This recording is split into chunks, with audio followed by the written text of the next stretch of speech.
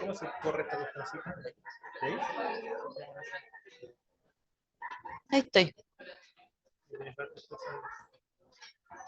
Ahora lo hago, yo también. Ahí debería estar para. Que nada. ¿Y esto para pasar la diapo? Sí. Eso, si aprietas ahí, te hace un punto láser como. No, dijo que no servía como puntero. No tienes puntero. Y si yo apunto como lupa, tampoco hace ni una hueá.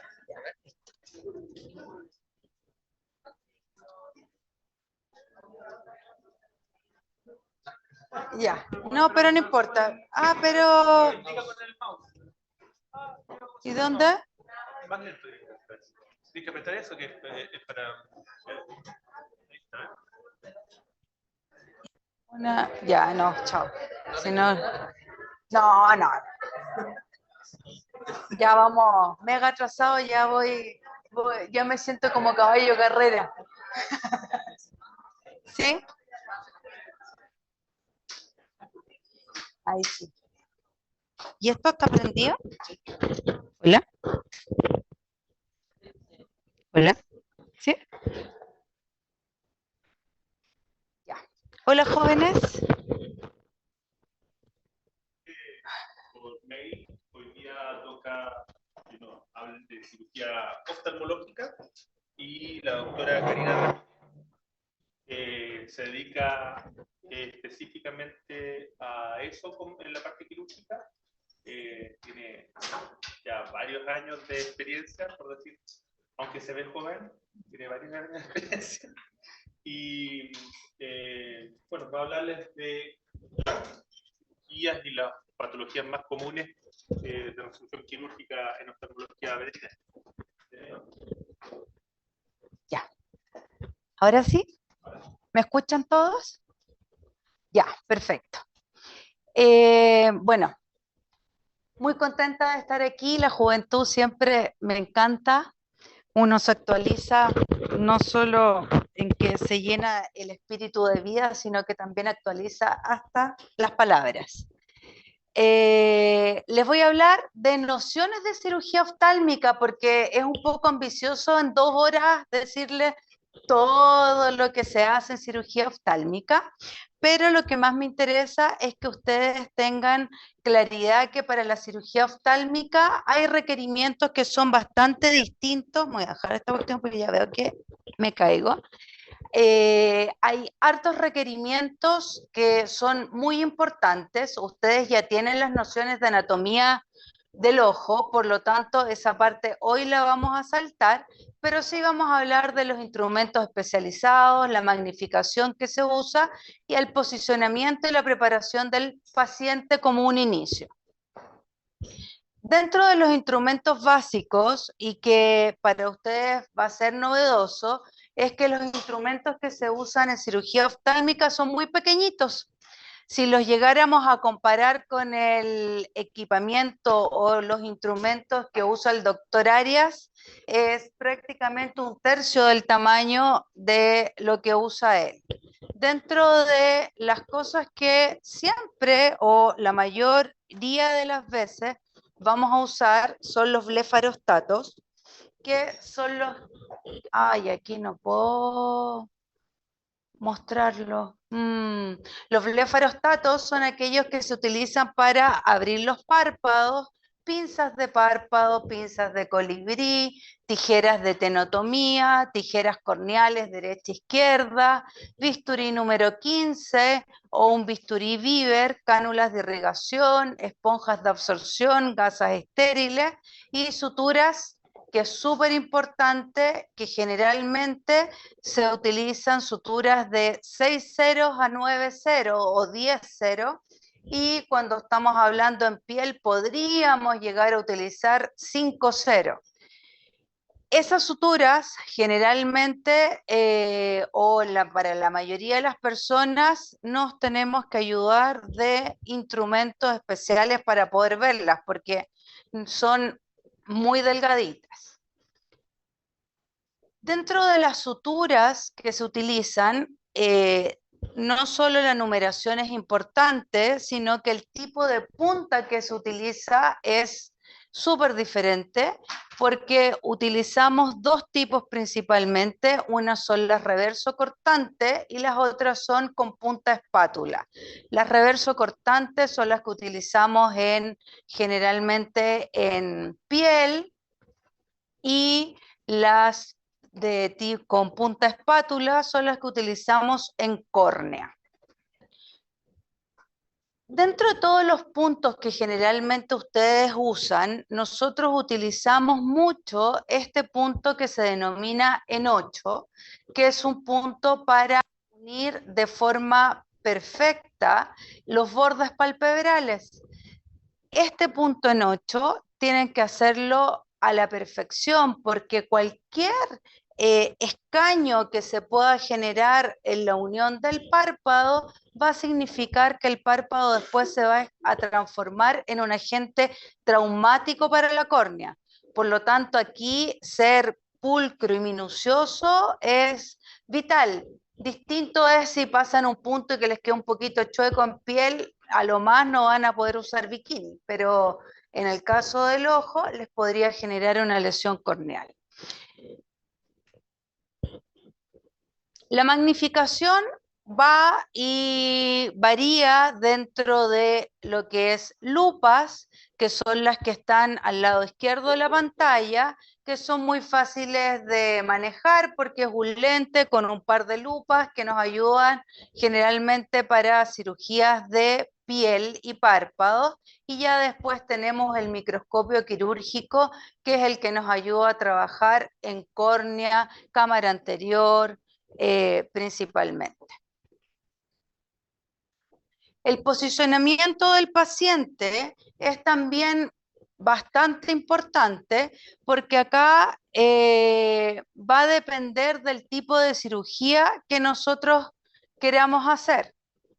Pero en general el cirujano se encuentra en un extremo de la mesa, como se ve acá, y el anestesista, fíjense todos los cables y todos los cables que van al monitor, van al otro lado del paciente. Generalmente nosotros canulamos en miembros posteriores.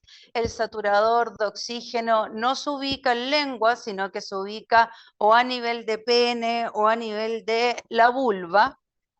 Y por lo tanto, nosotros tenemos que, o sea, el anestesista tiene que dejar muy bien preparado al paciente, porque si se llega a correr algo o requiere volver a posicionar, el anestesista no me puede decir, doctora, permiso, voy a subir el paño de campo, y empieza a acomodar o el termómetro o el proof de la saturación, porque obviamente lo último que yo quiero es que me muevan, sobre todo si es que estamos utilizando microscopio quirúrgico, porque cualquier movimiento que pueda ser ínfimo significa que mi campo lo tengo que volver a acomodar.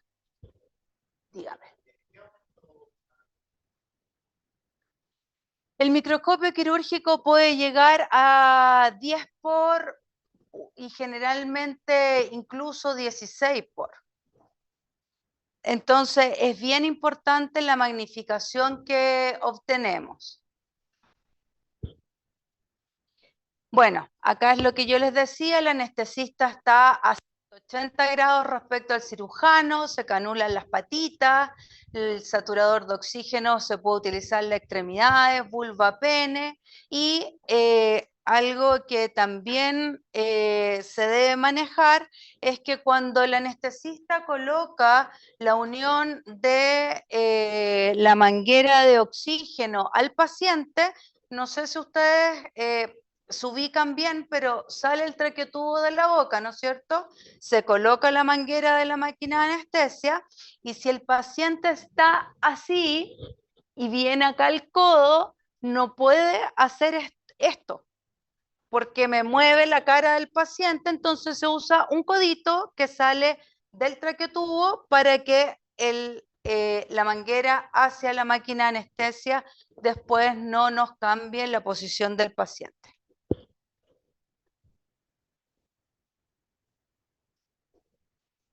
Otra cosa que es súper importante es que el paciente hay que generalmente rasurarlo por completo alrededor de los párpados, y en eso ustedes tienen que tener una súper buena comunicación con los tutores, porque el tutor lo último que quiere siempre es que le corten el pelo al perro. Entonces vienen unos perros, por ejemplo, ahí yo puse al Lucas, que Lucas era un schnauzer que casi que de exposición, el gallo venía con unas cejas maravillosas, unos bigotes pero ya espectaculares, y tenía que entrar a cirugía de cataratas, y dentro del manejo nosotros teníamos que rasurar todo, o sea, toda la cara. Oye, me dio una pena tan grande que instauré una nueva técnica que es hacerles trencitas. Entonces, igual que Obelix y Asterix quedó, bueno, esos son muy antiguos para ustedes, pero quedó con el nuevo look trencitas, y desde ahí que hemos hecho trencitas para tratar de no rasurar totalmente el hocico. Acá en la posición del paciente, si se dan cuenta, para una cirugía de párpados como esta, que es de entropión, el paciente está de cúbito external, entonces está en una posición así. ¿Para qué? Para que los párpados no se desplacen, porque si lo ponemos así, me cambia la postura y la caída del párpado. En cambio, de esta forma, nosotros logramos que el párpado esté realmente posicionado como corresponde, a diferencia de una cirugía de córnea o de catarata, en donde el paciente está mirando completamente vertical hacia arriba. ¿Ya? ¿Para qué? Para que con el microscopio quirúrgico nosotros podamos observar lo que queremos.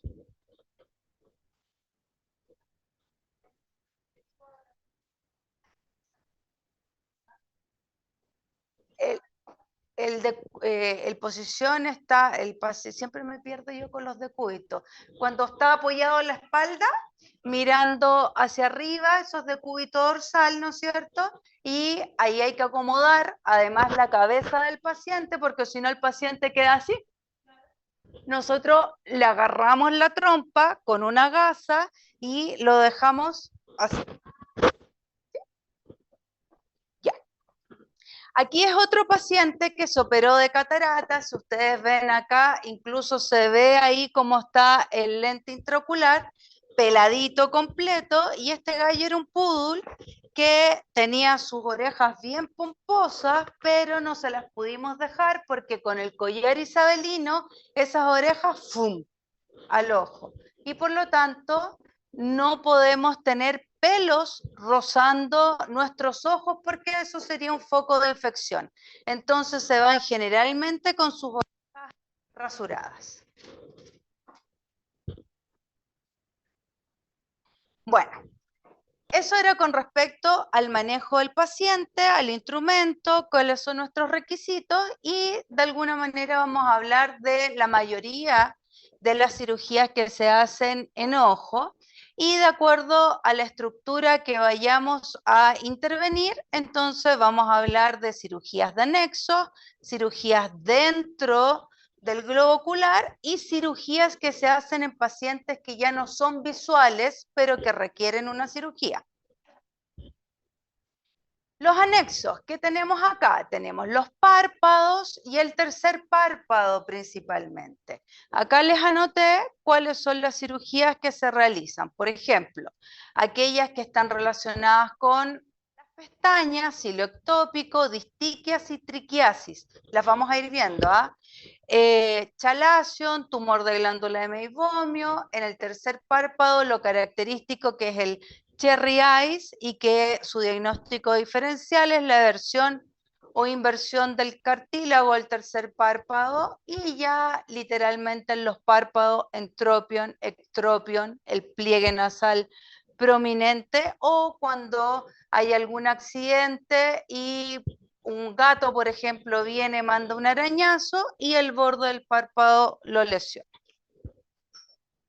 Entonces, de lleno, hablando de entropión o entropión, es la inversión del borde palpebral que hace que los pelos que son de la piel se introduzcan hacia el globo ocular y rocen la córnea.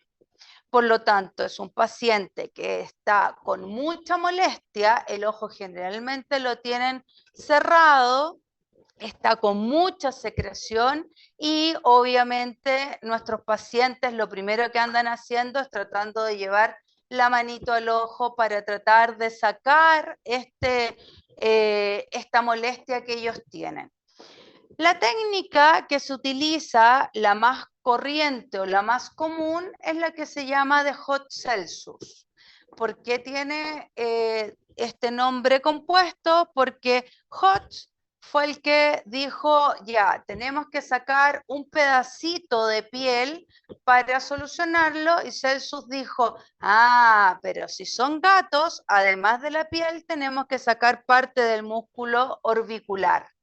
¿Por qué? Porque el músculo orbicular es el que rodea el párpado y es el responsable de generar esta contracción. Y en los gatos, el entropión generalmente es secundario a algún estímulo que haya tenido, entonces ellos quedan con esta sensación de que tienen que cerrar el ojo, y finalmente pueden llegar a desarrollar un entropión.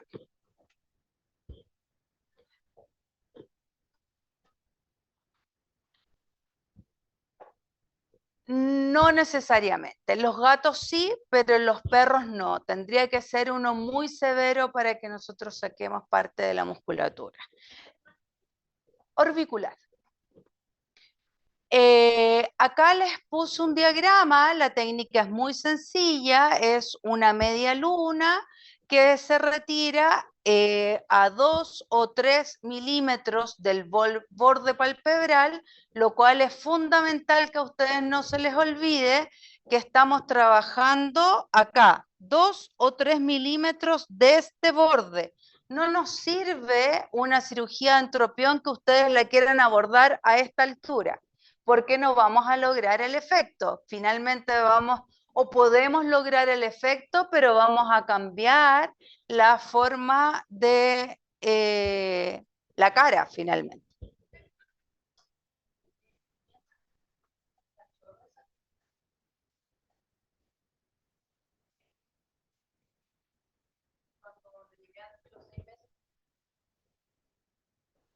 Ya. Lo vamos a ver en una próxima diapositiva y ahí te va a quedar claro, y si no te queda claro, me vuelves a decir.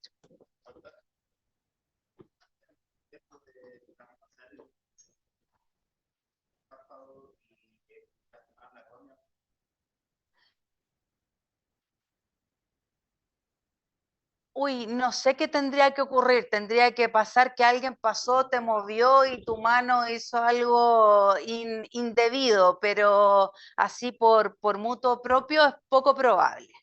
Lo que sí puede ocurrir es que tú, cuando vayas a incidir la piel, que con el bisturí tú la cargues, o sea, en vez de solo pasar el bisturí por piel, profundices más de la cuenta y puedas romper la conjuntiva y miras para el otro lado. Pero no debiese ocurrir. Entonces, esta técnica se utiliza con puntos simples. Si se dan cuenta, son puntos súper delgaditos. Acá estamos usando un 5-0 y con los cabos muy cortitos tenemos dos posibilidades.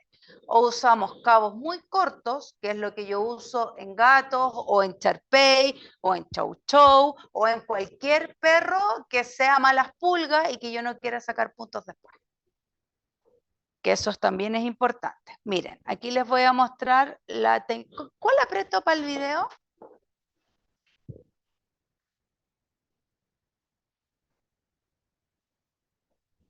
En silencio, por favor. Mire que en el pabellón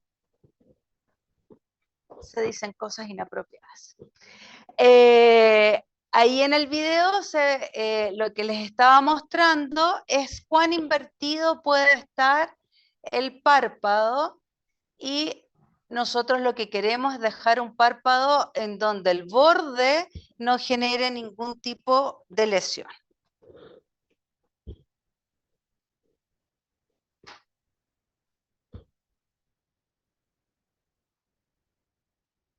Acá vemos otro gato. Les puse hartos gatos porque la verdad es que en gatos se ve re poco, entonces muchas veces dicen, entropion en gatos, no, si eso no se da. Y se da. Por eso les puse hartos gatos para que a ustedes les quedara grabado que en los gatos sí se da la entropia. Aquí vemos otro paciente, bilateral, ambos ojos, cómo van puestos los puntos, y efectivamente acá se ve esos pelos que están rozando la córnea, y después ya tenemos un gatito con ojos abiertos. ¿Por qué es tan importante que ustedes puedan diagnosticar un entropion a temprana edad? Porque estos pelos realmente generan un efecto, yo les digo a los dueños, como un rastrillo. Voy a cerrar acá para que se vea un poco mejor la imagen. Cada vez que el paciente parpadea, es un roce en la córnea. Y si nosotros pensamos que uno debiese parpadear al menos, no sé, 10 veces en un minuto, lo multiplicamos por 60 y después por 24 horas, es una agresión muy importante a la córnea. Y es importante diagnosticarlo en forma temprana, porque acá nosotros podemos ver, ¿ven esa mancha negra? Eso es una protrusión de iris, o sea, quiere decir que la córnea se lesionó, estuvo dañada por un largo tiempo, se perforó y tenemos la salida del iris hacia el exterior. Generalmente cuando tenemos este tipo de lesiones y no se diagnosticó así, porque es así, perdemos la visión del ojo. ¿Ya? Generalmente podría ser 2 semanas.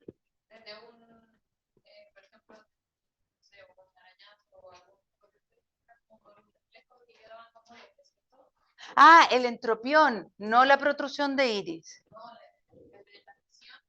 Ah, no, tiene que ser algo crónico, generalmente un mes. Estamos hablando de, por ejemplo, los gatitos que tienen conjuntivitis neonatorum, que están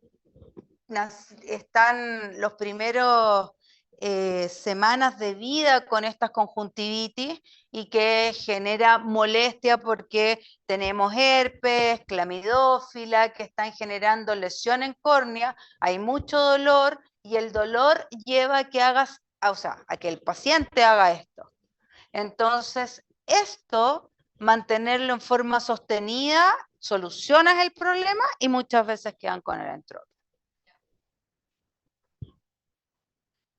Aquí está el caso de la chica que me preguntó de el Charpey. ¿Tu nombre? Javiera. Ya, Javiera, mira. Hay en los perros casos bastante especiales como el Charpey. Y les puse esa foto bien fea de ese Charpey porque ese gallo lo conocí así, tal cual. Venía de Venezuela, había sido operado de entropión, y no sé si alcanzan a ver que esa comisura, mira cómo quedó, y miren esta otra. Ese caso es de un paciente que fue operado y literalmente, si lo dijéramos en chileno, se fueron al chancho. O sea, sacaron más de lo que tenían que retirar del párpado y quedó ahora con un ectropion, o sea, hacia afuera. Obviamente quedó con alteración en la película lagrimal, porque ahora la producción lagrimal ya no sigue el camino para drenarse, sino que está llorando en forma permanente o la lágrima se está evaporando en forma constante. Por lo tanto, ese tipo de resoluciones también nos lleva a un problema en córnea. ¿Qué se hace en estas razas que nacen con entropión? Hacemos un tacking, que es el procedimiento que realizamos antes de los 6 meses, porque uno lo que quiere cuando opera de entropión en los perros es que el tamaño de la cabeza sea el de un adulto, para que uno pueda realizar la cirugía y no retirar más de lo que se desea y dejar al paciente como estaba en la foto anterior, y por lo tanto se usa este tacking en donde es un procedimiento momentáneo y literalmente lo que uno hace es tomar pliegues alrededor del borde de ambos párpados y los deja como pinzaditos. Uno lo puede hacer desde el minuto que lo diagnostica y muchas veces hay que repetir el procedimiento una segunda o una tercera vez hasta que ya el paciente adquiere el tamaño de adulto. Pero esto nos va a ayudar a que la córnea no se lesione, no tengamos protrusiones de iris, no perdamos la visión y después ya podamos operar con toda calma. Pero lo que no puede ocurrir es que no hagamos nada. Ah, no, tiene 6 meses, no vamos a hacer nada, entonces esperemos a que tenga los 6 meses, a que tenga los 7 meses, los 8 meses, porque en estos meses que estamos en espera, generalmente perdemos la visión. Y luego llegamos con el paciente a cirugía y en el caso de los Charpey, ¿sí?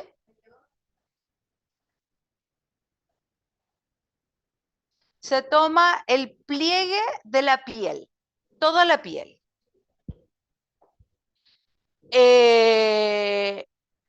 Me desenchufé. Entonces, en estos pacientes, que es el caso de los Charpey, generalmente se acompaña con tosis palpebral, que lo que es la tosis es que el párpado superior está caído e invertido, ¿ya? Y por lo tanto, aquí se utiliza la técnica de Stades, que es una técnica bastante más golosa, podríamos decir, porque nos llevamos un trozo de piel importante. Si se dan cuenta, es un margen muy amplio del párpado superior, en donde tomamos en consideración el hueso de aquí arriba, más o menos, como para que ustedes cachen la dimensión de lo que vamos a retirar, y los puntos se colocan no directamente con el borde palpebral, sino que se dejan a 1 o 2 milímetros de este borde para que cierre por segunda intención y se genere una fibrosis, y así el párpado hace esto, se levanta. Y ahí ya no tenemos entropión. ¿En qué pacientes y qué razas son las que utilizamos la técnica de Stades? En el Charpey, el Chow, los Cocker, en algunos labradores, el Cavalier King Charles y el Setter irlandés. Pero dentro de lo que nosotros más vemos es el Charpey, el Chow Chow y el Cocker.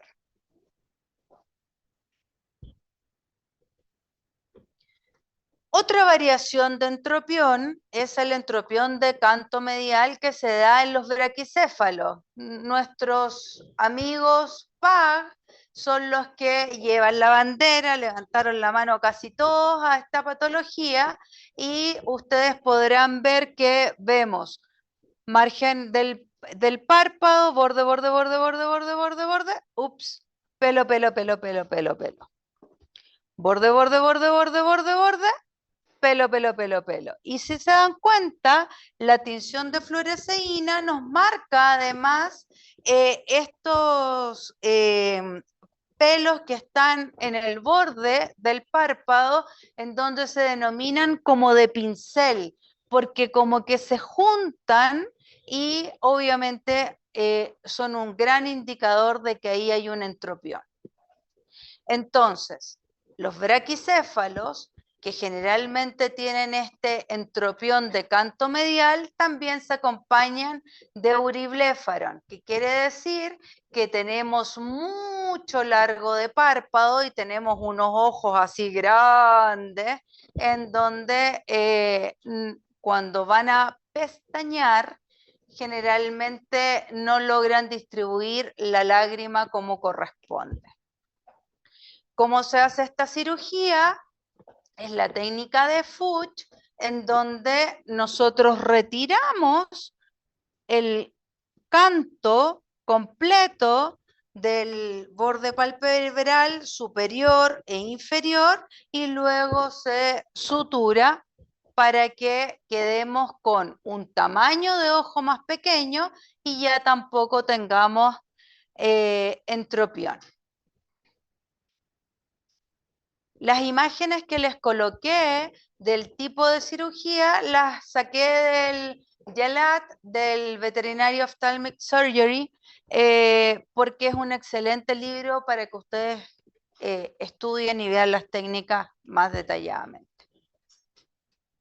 Acá les coloqué ya la exageración y se los puse ya algo como chistoso porque todavía tengo el recuerdo de esa imagen, quiero que la vean, porque cuando se seda al paciente, en el caso de los PAC, se tiende a lateralizar más el ojo.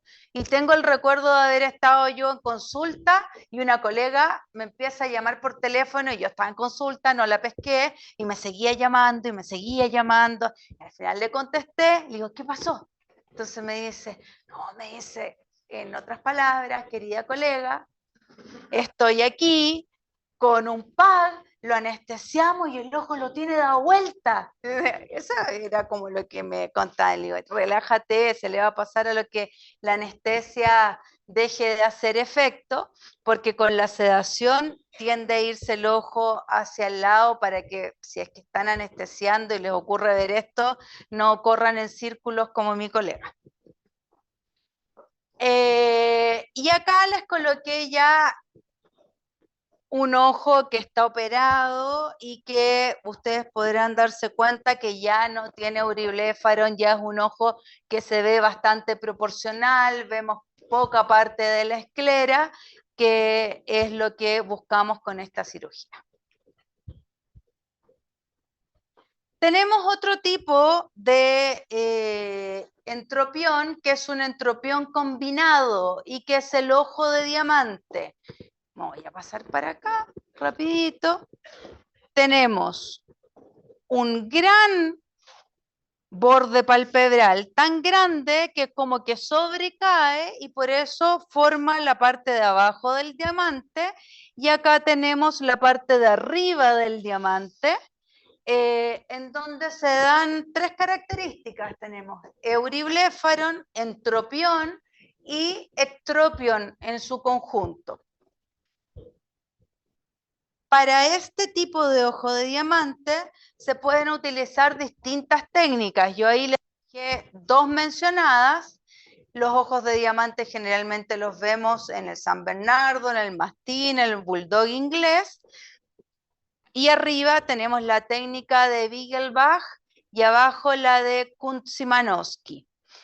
Ambas técnicas lo que buscan es que este borde del párpado que está de diamante lo logremos estirar y dejar acá unido, y en el caso de acá lo mismo, incluso en la técnica de Kuntz-Simanowski hacemos un retiro del borde palpebral cuando ya es muy grande el euribléfaro.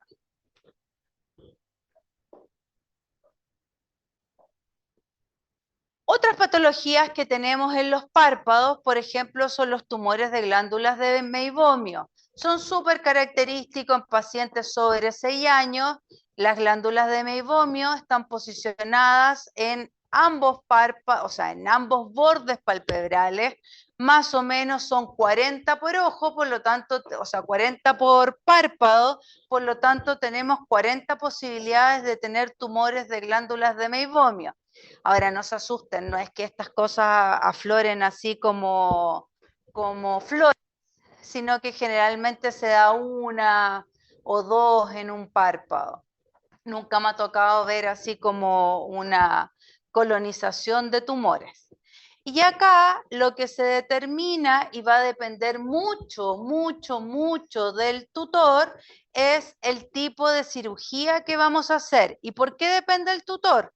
Porque si el tutor ve un aumento de volumen en el párpado y lo quiere solucionar de inmediato, tenemos un tipo de cirugía. Y si tenemos a un tutor que vio que teníamos un aumento de volumen y dijo, ah, ya tiene un aumento de volumen, dejó pasar los meses y viene cuando ya tiene así el aumento de volumen, es otra técnica. ¿De qué va a depender? Entonces, depende de la cantidad de afección del borde palpebral. Por ejemplo, en esta que tenemos menos de un 20% del borde palpebral afectado, usamos la técnica, la plastía en B o la técnica de la casita. Déjame ver si se las puse. La técnica de la casita es esta, en donde acá tenemos el tumor y en forma paralela al tumor hacemos dos cortes y después un techito hacia arriba y después se genera la unión. Por eso se denomina técnica de la casita. Y la técnica en B es exactamente lo mismo, pero lo que nosotros hacemos es aquí un corte y acá el otro. Y lo más importante en esta técnica o en todas las que vamos a hablar que involucren el borde palpebral es que el punto en 8 es el que determina que no tengamos una alteración en la continuidad del borde, que era lo que hablábamos cuando les comenté el punto en 8. Y si se dan cuenta, ahí en la foto se ve que tenemos una continuidad perfecta. ¿Qué pasa si el tutor lo dejó pasar y llegaron con un tumor que ya ocupa más de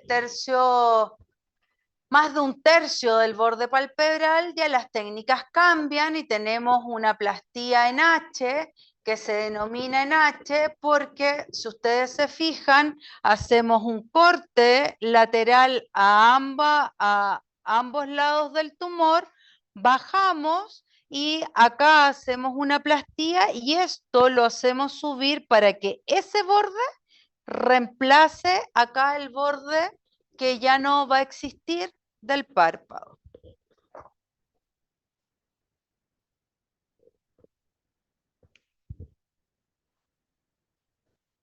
Acá tenemos otra patología que se da en los gatos, que es una patología congénita y que es súper importante que ustedes la conozcan y la aprendan a diagnosticar rápidamente, que es el coloboma palpebral. Literalmente coloboma significa que no está, se lo robaron, desapareció el borde del párpado. Viene el párpado, párpado, párpado, y hasta ahí llegó, pues. Porque todo esto es piel. Y si se dan cuenta ustedes, fíjense cómo están los pelos de la piel, porque además no podían venir los pelos ordenados, sino que generalmente vienen chascones, apuntan todos hacia la córnea y estos ojos son ojos que sufren desde que los abren. Entonces tenemos que diagnosticar en forma temprana, porque si ustedes no lo... si ustedes lo diagnostican en forma temprana, por último se puede sugerir cuando el gatito es muy chiquito, hacer una depilación, cortar los pelos mientras el paciente crece para poder hacer la plastía que corresponde. ¿Qué plastía es la que se realiza? Es la plastía que practiqué cómo decir ese nombre, pero ya no me resultó, de Diesic y Millichamp, en donde nosotros vamos a retirar el borde del párpado inferior, pero no, o sea, no el borde, perdón, no el borde palpebral, sino que piel que rodea el borde palpebral y lo transposicionamos al borde superior, para que de esa manera le demos una continuidad al ojo, porque si nosotros solo depilamos y retiramos los pelos, de todas maneras tenemos una alteración, porque al parpadear queda un hoyo, porque hay piel que no existe. Entonces nosotros tenemos que darle esa continuidad. Les puse esta imagen porque me recuerda cuando yo practicaba para poder hacer la técnica en un paciente vivo. Se practica generalmente en ojos de cerdo, que la piel es relativamente similar, y así uno va haciendo mano para poder después hacerlo en los pacientes in vivo.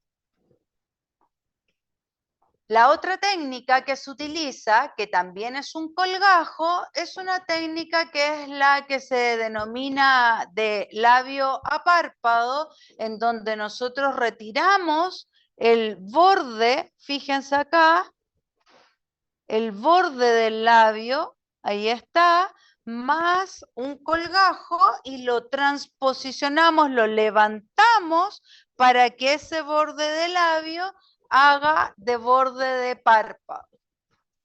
Y ahí se ve cómo queda el paciente.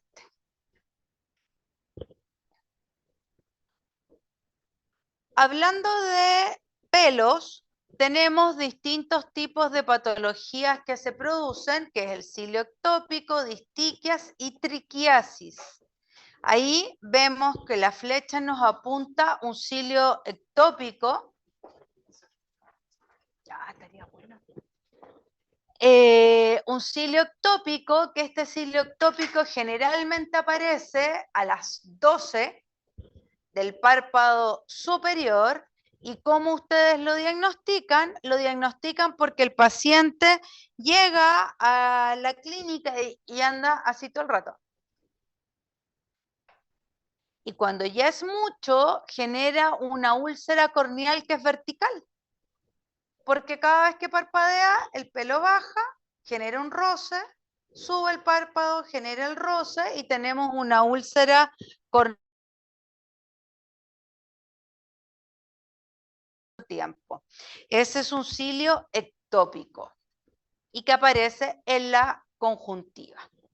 Aquí podemos ver, esa es la córnea, este es el párpado, y el cilio ectópico sale hacia la conjuntiva. O sea, está por dentro. No es algo que nosotros podamos ver a simple vista. Uno tiene que evertir el párpado superior y buscarlo. Y no siempre es tan fácil, es más fácil decirlo. Una distiquia es la salida del folículo piloso, pero que apunta hacia la córnea, o sea, salió en una dirección inapropiada. Ahí vemos distiquias, tenemos ahí en el párpado superior las distiquias, no sé si las alcanzan a ver. Estas distiquias son bien engorrosas y va a depender del carácter del paciente y del tutor cómo se manejan, porque las podemos manejar súper simple. Le podemos decir al tutor que las depile. Siempre, así como uno se saca los pelos de la ceja, igual, de la misma manera, no duele, pero para eso el perro tiene que colaborar y el tutor tiene que tener buena vista, porque si no le va a sacar el párpado antes de agarrar el pelo. Así que se tiene que dar esas condiciones. Otra forma es hacer electrolisis, que es utilizar una frecuencia como si fuera un cautín, pero con una frecuencia mucho más bajita, y uno lo que hace es ingresar por la salida del pelo y cauteriza el folículo piloso para que no vuelvan a crecer.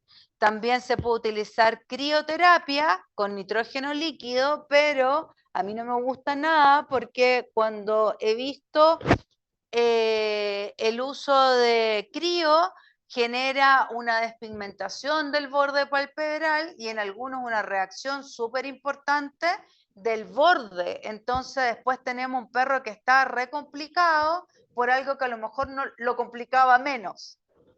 Y la tercera alternativa es quirúrgica y aquí perfectamente podemos usar, si fuera una distiquia, un retiro completo, igual como que si fuera la técnica de la casita, pero sería como una mini casita alrededor del párpado. Acá vemos la técnica en donde nosotros podemos hacer la resección de la conjuntiva y lo que nosotros hacemos... ¡Ah, qué bueno! ¿Cuál es? Ya, ahora me voy a coordinar entre los dos dedos. Ya, vamos a ver.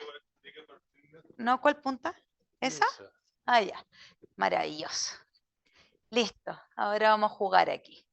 En donde hacemos la resección de donde está el pelo, que es esa, pero sin llevarnos al borde del párpado, porque si no también generamos una alteración en la continuidad del borde palpebral. Y se puede hacer esta técnica así o la técnica en B como se muestra allá. Ok. Y aquí tenemos ya una triquiasis que es una chasca. Ya es una chasca que está apuntando hacia el ojo sin que haya entropión, porque el borde del párpado no es que esté invertido, sino que todos estos pelos están apuntando hacia la córnea y efectivamente aquí cuando ya esto es una chasca de esas dimensiones, uno hace una técnica también de Hot Celsus para ayudar a que se levanten estos pelos. Otra patología de los anexos, y ya cambiándonos desde los párpados al tercer párpado, es el prolapso de la glándula al tercer párpado, como se llama, o el cherry eyes, que también se conoce, o ojo de cereza, depende cómo lo quieran mencionar, en donde tenemos esta glándula que en general está escondida y no se percibe dentro del tercer párpado, flama y la tenemos ahí completamente expuesta. Coincide que este prolapso de la glándula del tercer párpado se da en las mismas razas que tienen la predisposición de generar ojo seco de adultos. Por lo tanto, si recordamos, y les voy a hacer aquí un pequeño repaso, esta glándula no es que no sea nadie, es de tremenda importancia. Ella produce el 40% del agua de la lágrima. Entonces, antiguamente, y ya cada día menos afortunadamente, ¿qué hacían? Decían, no, lo solucionamos al toque, agarraban la glándula con una pinza, la cortaban, la tiraban para atrás y el perro lo entregaba. No nos demoramos, yo creo que me demoré más en decirlo. Pero, ese paciente que a lo mejor iba a desarrollar ojo seco a los 6 años, a los 2 años lo tengo con ojo seco. Y sin un tratamiento que vaya a ser efectivo, porque a los 6 años este gallo lo va a desarrollar, pero por una causa autoinmune, en donde yo tengo fármacos para que vuelva a trabajar esa glándula, pero para eso tengo que tenerla. Si no la tengo, ¿qué estimulo? Nada, ¿no es cierto? Entonces tengo un paciente con ojo seco, 2 años, y un dueño que empieza a visitarte en forma desesperada con que este perro está con legañas, con que el ojo le duele, con que no lo quiere abrir, y la respuesta es, ¿tuvo cherry eyes cuando chico? Sí, sí tuvo. ¿Y cómo lo operaron? Ah, no sé. ¿Cómo no sabe? No, no tengo idea. Pero, ¿cuánto duró la cirugía? Ah, no, llegué, lo esperé y me lo llevé. Ya, se la cortaron. Entonces, a eso es usted como tutor va a tener que aplicar lágrimas artificiales todas las veces que pueda en el día y así todo va a ser insuficiente. Por lo tanto, de esta clase lo que a ustedes se les tiene que quedar grabado pero a fuego es que esa glándula no se quita nunca. ¿Estamos? A menos que se haya un tumor, ya los tumores aparecen sobre los 10 años, o sea, ya estamos hablando de otro tipo de patología. ¿Cuál es la técnica? Se denomina de bolsillo porque literalmente lo que vamos a hacer con esta glándula es esconderla. Ahí está la glándula.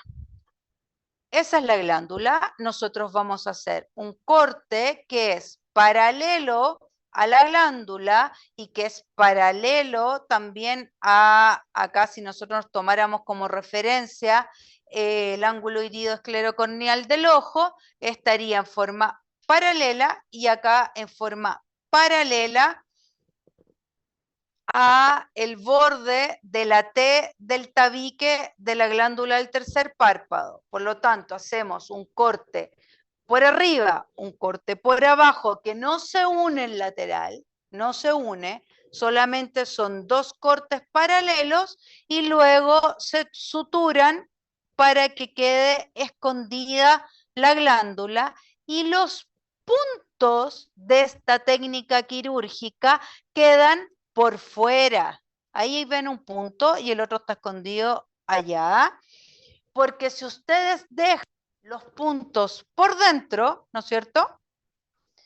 Este gallo va a parpadear, va a mover el tercer párpado y ese punto les va a generar una lesión en la córnea. Porque va a funcionar igual que los cilios y los pelos que hemos estado viendo en las patologías anteriores. Por lo tanto, es súper importante. Ya llevamos varias cosas que hay que grabarse, pero nuevamente, técnica de bolsillo, paralelos y los puntos quedan externos para no generar una lesión. Aquí me tocó ver y atender, este guatón tenía 6 meses, era un, ¿cómo se llaman los mastín chicos? Los gorditos, un americano, el americano, ese que es chiquitito, guatón, el American Bully. Este era un American Bully. Miren qué maravilloso el color de sus ojos, bello, lindo, el guatón era un exquisito. Y venía a consulta porque literalmente no venía muy bonito, po. Cáchense esa lesión en la córnea. Ahí se ve, miren ahí esa lesión. Miren acá todos los vasos sanguíneos rojos. Pucha, los cabros que están allá no. Vamos a alejar. Ahí. Esas lesiones rojas, o sea, es una córnea que está sufriendo. ¿Por qué? Porque el especialista en American Bully, por tener cherry eyes, le sacó no solo la glándula, le sacó todo el tercer párpado, completo, le voló el tercer párpado y eso que yo estoy tomando con pinza es nylon. Miren ese punto ahí, que parece ahí como un racimo de uva, miren ahí, allá abajo, y le dejó, como le voló el tercer párpado, toda esta conjuntiva volvió a tratar de acomodarse y dejó sin movimiento el párpado superior, dejó una úlcera corneal y tuvimos que entrar a cirugía, claramente no a colocar el tercer párpado, pero sí a retirar los puntos para que dejara de tener una lesión. Por lo tanto, es vital que ustedes lo graben. Dígame.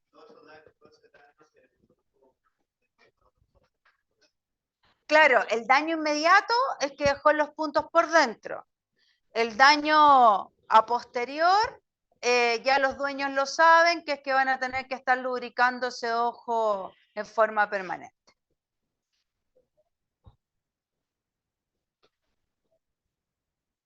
Oye, cuando me digan profe, me dicen su nombre, me carga hablarle a alguien sin nombre. María Jesús, ya María Jesús.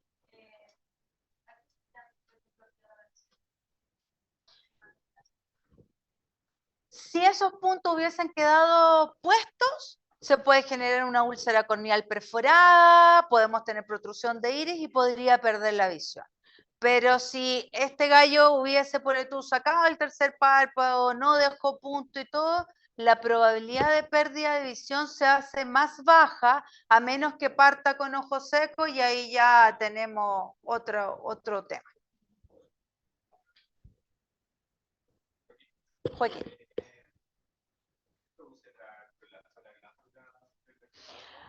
Hay razas que son predispuestas, y dentro de las cosas que se describe es que hay una laxitud del tercer párpado, y también hay causas que pueden ser medioambientales como irritación constante. Generalmente a mí me toca verlo mucho en los bulldog inglés, y generalmente son los gallos que vienen con el ojo de diamante súper expuesto, entonces eso genera una irritación constante, cosa que no se da en los beagle, que también la presentan. O sea, es que la glándula aumenta también, porque se irrita. Ah, qué aguatona, pues mira. Espérate. Oh, ¿qué hice? El de abajo, gracias. Que por eso les puse esta foto. Está escondida, pero ¿cachai que está aguatona? Pero con el paso del tiempo, porque tú das desinflamatorios, orales, tópicos, desaparece y vuelve a hacerse chiquita.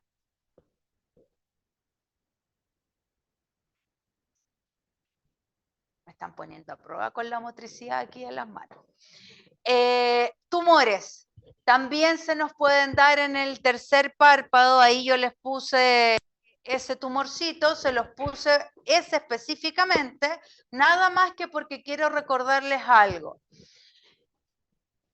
Cuando tienen ese tipo de tumores, efectivamente uno tiene que entrar a retirarlos, pero uno los ve así tan rojitos, tan vascularizados, y rápidamente, antes de retirarlo, ustedes tienen que pedir una ecografía abdominal, porque generalmente son hemangiomas. Y estos hemangiomas también se pueden dar en el vaso, y por lo tanto yo cuando veo esto, aparte de pedir la batería prequirúrgica para la cirugía, pido ecografía abdominal, porque muchas veces tenemos que, además de hacernos cargo de esto, mandarlo a biopsia, preparar al dueño que va a tener que entrar a cirugía de vaso. ¿Ya? ¿Su nombre? Alonso.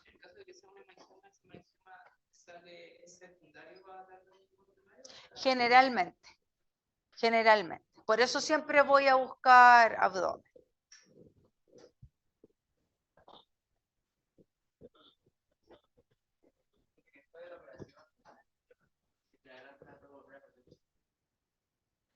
Ya, sí y no. Sí puede volver a protruirse, pero cuando estamos hablando de volver a protruirse es con el paso del tiempo. Eso yo lo consideraría como volver a protruirse. Si vuelve a protruirse dentro de los 15 días que se operó, la técnica está mal hecha. Y aquí les cuento que cuando partí operando, operé, me acuerdo, un bulldog inglés, y volvió, no sé, a los 7 días con la glándula ahí más hincha que como estaba, y efectivamente fue porque a mí se me soltó un punto. Entonces se soltó la cirugía y la glándula volvió. Pero así, en el... Hoy voy a tocar madera con lo que voy a decir. Es la única vez que me ha tocado verlo, pero fue un error mío. Y lo volví a operar y no ocurrió de nuevo.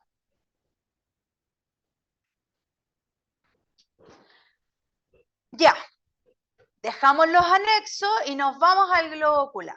Uy, aquí hay harto que hacer y son más entretenidas, me gustan más estas cirugías.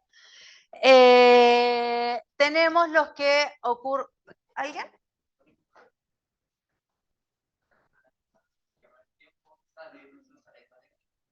Sí, sí, hay otras técnicas, hay con anclaje al hueso, hay distintas técnicas, pero la verdad es que mm, ahí uno evalúa si es que ya lo operaste y 2 años después vuelve a operarse, claro, efectivamente ahí yo puedo cambiar la técnica y anclarla al periósteo, como para asegurarnos que no vuelva a salir. ¿Sí? Ya. Entonces, de superficie ocular, úlceras corneales, cuerpo extraño, dermoides, secuestro corneal, queratitis pigmentaria, trauma ocular, la salida del globo ocular. Y en el cristalino tenemos la luxación, subluxación, cataratas y en el caso de que haya glaucoma podemos colocar gonioimplantes. No puse retina porque la retina también se opera. En Chile todavía no hay nadie operando retina. En Estados Unidos hay colegas que están operando, no son más de los que mi mano alcanza a levantar y todavía los resultados están así como más o menos. Pero para operar de retina estamos hablando de que necesitamos equipos que valen sobre 100 millones de pesos. Que dedicarse a ojo no es barato tampoco, porque es una especialidad mega cara.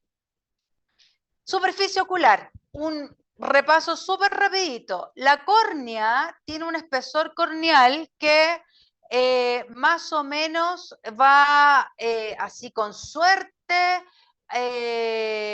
a 0,7 milímetros de espesor. O sea, cachen lo que van a operar.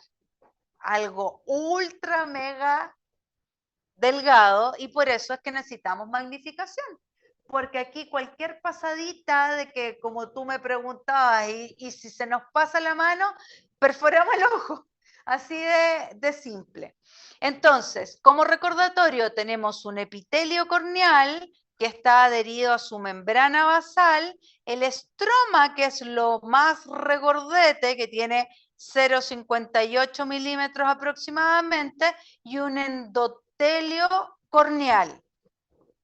Y aquí quiero que miren, no anoten, quiero que miren para que me digan, cuando tenemos una úlcera superficial, ese endotelio es el que no está, superficial. Profunda, cuando tenemos la afección de todo este estroma, profunda.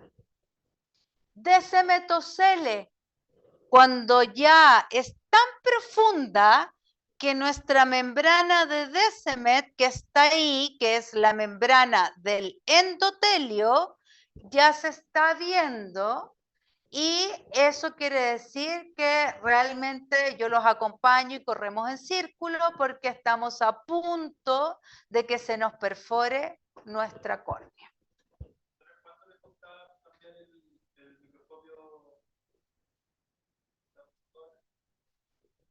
El usado, ¿quieres el precio usado o el precio nuevo? Usado estaba en 15 millones. Eso es como para que cachen más o menos lo que sale el microscopio quirúrgico usado. Eso es fijo, porque si lo queremos con XY, para que uno con la patita se mueva para adelante, para el lado, para el otro lado, ya la cosa va subiendo. Le van poniendo más valor. Bueno, entonces, eso recordarlo siempre porque eso es lo que los va a ayudar a determinar cuál es la técnica quirúrgica más apropiada que ustedes van a escoger. Entonces, aquí les mostré, no sé, ¿alguien ha visto un secuestro corneal? ¿No? Ya, se los presento. Secuestro corneal. Chucha, ya me equivoqué. Perdón, ahí. Ya, ahí. Secuestro corneal, esa mancha negra es una necrosis avascular que se genera en el estroma de la córnea de los gatos. No está tan claro cuál es la causa. Algunos dicen que los pacientes que tienen herpes virus podrían tener una predisposición a tener secuestros corneales, porque aquellos pacientes con herpes tienen queratitis crónica y eso hace que esté en constante trabajo la córnea. También lo vemos en forma secundaria a úlceras corneales en los gatos. Este secuestro corneal se ve generalmente, los tutores se dan cuenta cuando ya la cosa está así bien negrita, pero parte bastante más solapadamente y se ve como una manchita café, así como, uy, tiene una manchita, pero empieza a crecer. Entonces, en la superficie ocular, para que no se les olvide, tenemos las úlceras que conversamos recién, los cuerpos extraños, que son súper característicos en los ojos de nuestros pacientes, uno no lo cree, pero es muy frecuente, los dermoides, que son enfermedades congénitas en donde tenemos dermoides que afectan la córnea. ¿Alguien recuerda lo que es un dermoide? ¿Alguien? ¿No? Dermoide, dermis, dermo, ¿no? ¿Ah? Dale, iba bien. Sí, pues, es eso. Tenemos una invasión de piel, digámoslo así, súper fácil, que puede invadir la conjuntiva y la córnea. Enfermedad congénita también. Secuestro corneal, que es lo de la foto, y las queratitis pigmentarias que se dan en el PAG, que no sé si se recuerdan en el PAG que vimos con los dos ojos que tenía una mancha café en la córnea. Nadie miró la mancha, solo miran los pelos, ya, de ahí los ven. Ya. Secuestro corneal. Razas predispuestas del secuestro, los braquicéfalos de los gatos, los exóticos, los persas son los que la llevan. Ojos prominentes y ahí se ve esa manchita en el ojo y cómo nosotros vamos a tratarla es, nosotros vamos a hacer una microcirugía en donde con una espátula de Biber vamos a retirar esa manchita.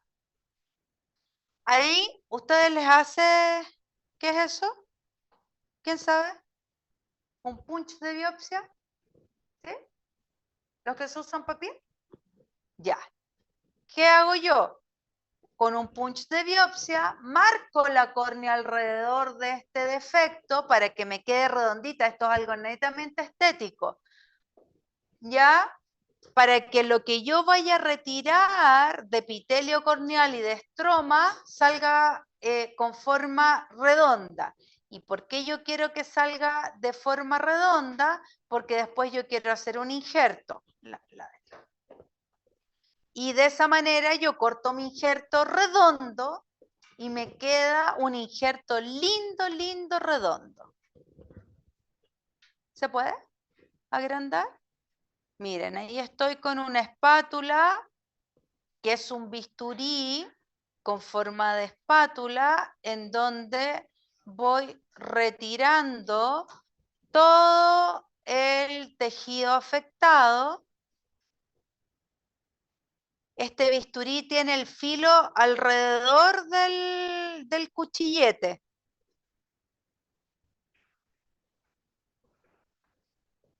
Es redondo, es como una espátula. Ah, ¿no trajimos plumón? ¿Sí?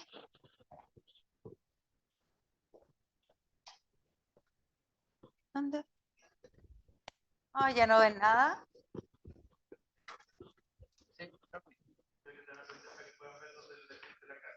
Ah, ay, dibujo tan feo.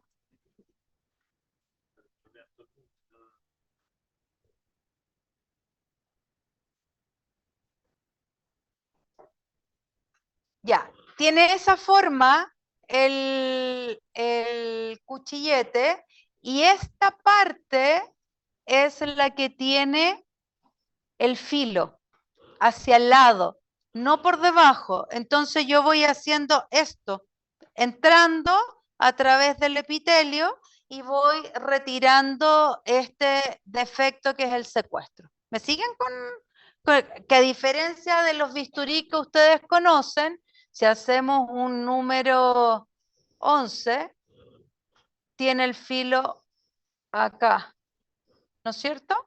Este lo tiene alrededor.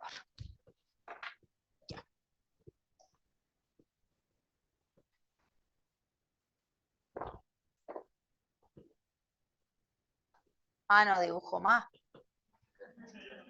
No dibujo más porque ya voy contra el tiempo, así que tengo más rato va a estar hablando así, pero ya, no, ya. Muy mala idea dibujar, muy mala idea. Entonces, bueno, se retira completamente el defecto y aquí es donde yo les contaba que, miren, redondito. Y se colocan los puntos, que aquí ustedes los pueden ver, ahí estoy trabajando yo con hilos del 9-0, absorbibles, para no tener que entrar a anestesiar de nuevo al paciente y retirarlos. Acá tenemos un paciente después de un tiempo del injerto, aquí llevamos 15, la de 45 no sé qué pasó, pero a los 15 días ya no tenemos la lesión y después se deja con tratamiento médico. Este es el caso de la Catina, esta era una vieja, tenía 17 años la Catina. Y de un rato a otro, ahí está el secuestro, aquí está cómo quedó después de que hicimos el retiro del secuestro, el ojo lo dejo yo cerrado, pues netamente porque al principio cuando dejaba los ojos abiertos, los gatos me boicoteaban, pues, porque como sentían que tenían un injerto, que lo que coloco es una membrana amniótica liofilizada, que es lo que más me gusta usar, los gatos sentían que tenían algo en el ojo y estaban todo el día.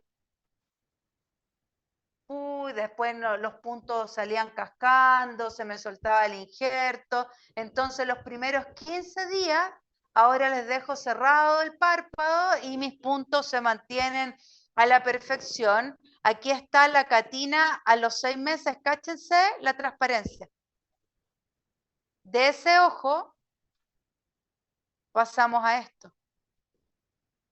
Súper bien, pues.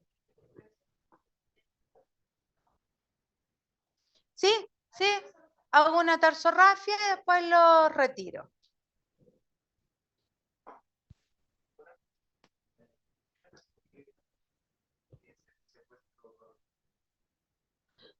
Una necrosis que se genera del estroma en la córnea. Se va poniendo negrito. De hecho, algunas veces, por ejemplo, estos secuestros, estos secuestros, si uno los puede incluso hacer acompañamiento, a lo mejor se colocan lágrimas artificiales, desinflamatorios, ciclosporina, para ir acompañando el secuestro de que se vaya, entre comillas, concretando.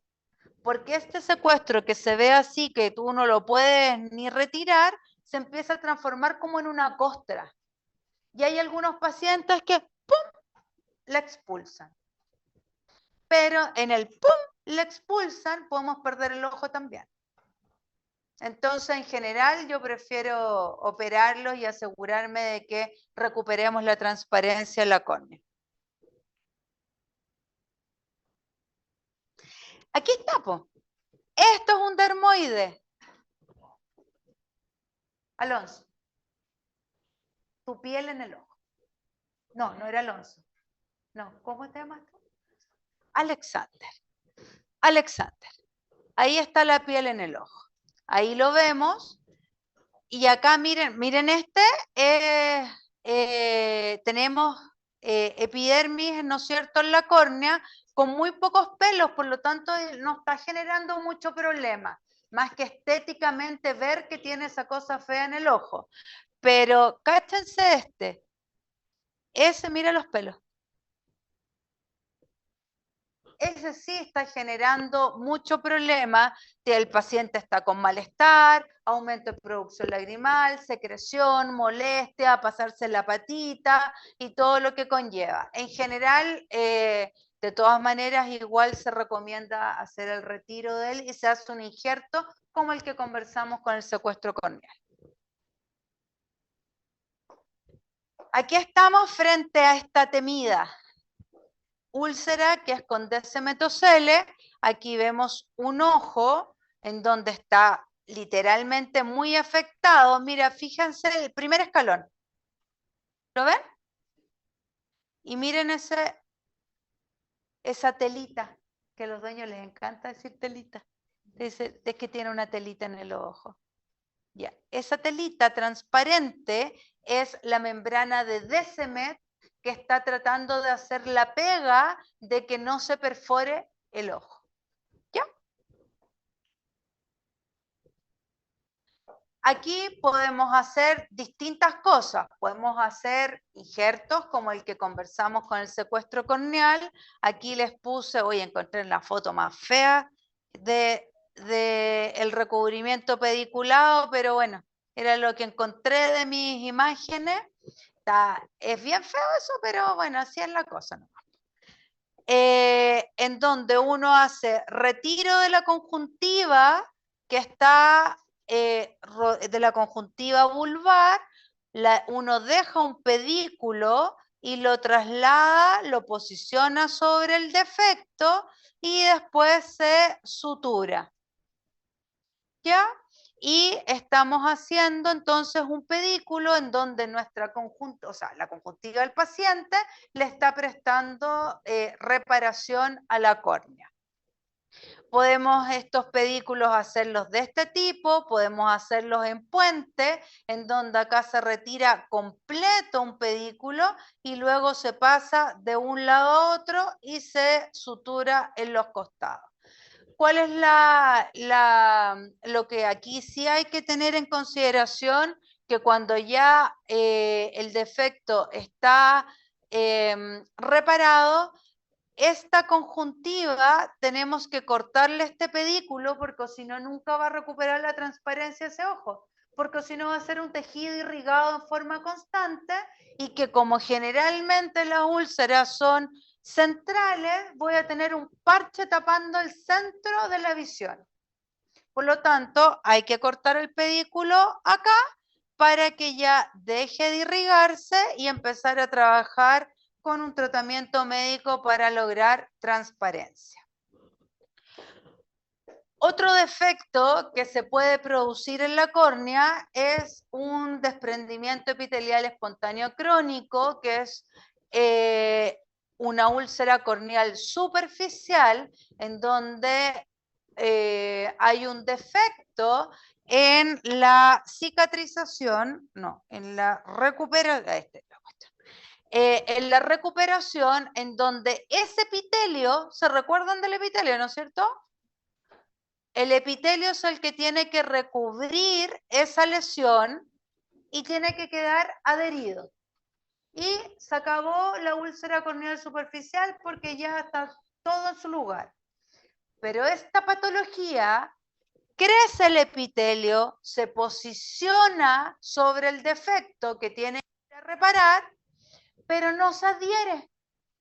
Entonces, lo que en su minuto, epitelio, lesión, crece el epitelio, se adhiere a su capa que está secundaria abajo, aquí no ocurre, sino que se posiciona. Y queda ahí. En 7 a 15 días, hoy el perro está al descueve, ojo abierto, y al día 20, doctora, de nuevo está pestañeando. O les puede llegar a ocurrir a ustedes que están tratando una úlcera corneal y el perro recae, recae, y llevan 3 meses tratando una lesión corneal y no recupera, porque generalmente estamos hablando de esta situación que es de tipo mecánica. Así que aunque le echen Oftavet, Ciprovet, suero autólogo, heterólogo, eso no va a recuperar porque es algo mecánico. ¿Cómo se soluciona esto? Tenemos varias alternativas de cómo solucionarlo. Una de ellas es, vamos a ver esta, es que nosotros anestesiamos esa córnea, agarramos un cotonito, cotonete, cotón de algodón y hacemos así y sacamos todo ese epitelio. Nada bonito de ver porque el ojo se mueve para allá, para acá, el dueño tiene los ojos de este volado, viendo cómo tú estás haciendo así con el cotonito a la córnea al perro, o tenía el dueño haciendo así como, porque no es bonito de ver. Retiramos todo ese epitelio corneal y el hecho de pasar y que el cotonito genere fricción deja pequeñas erosiones. Entonces, cuando viene el epitelio corneal, se introducen estas erosiones. ¿Ya? Esta patología era la que ustedes conocían o conocieron en algún momento como la úlcera indolente, úlcera del boxer. Esa es. ¿Ya? Exacto, exacto. Se da, como les mencioné recién, hay razas predispuestas como el... Bien, están atentos, están atentos. Como el boxer, el bulldog francés, y también se da en el poodle. Nada que ver con los boxers y los bulldog, pero ahí está el poodle. El poodle levanta la mano para todo también. Súper empeñoso.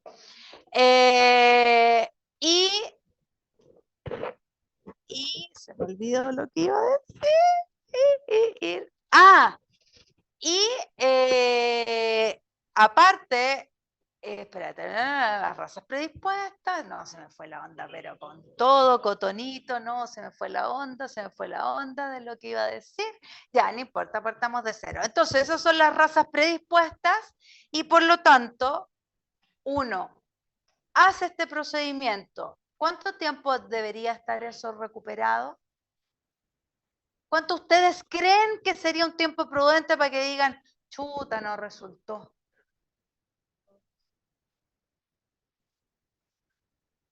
¿2 semanas, un mes, 15 días? ¿Alguien da más o da menos?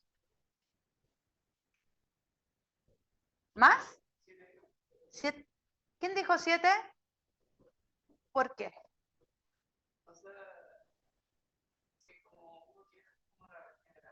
¿Ya?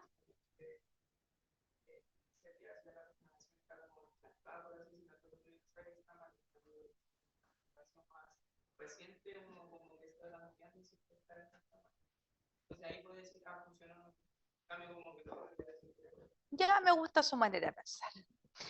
7 días.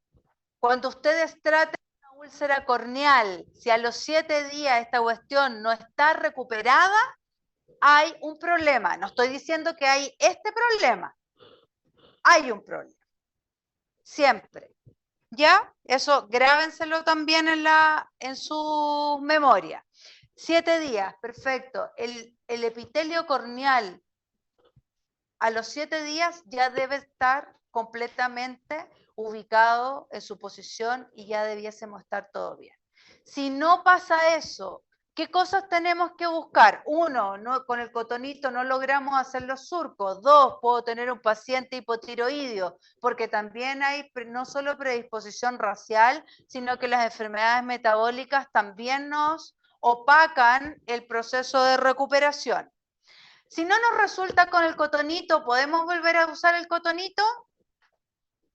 Sí. podemos volver a usarlo y lo podemos usar incluso hasta 3 veces. Me ha tocado usarlo 4 veces.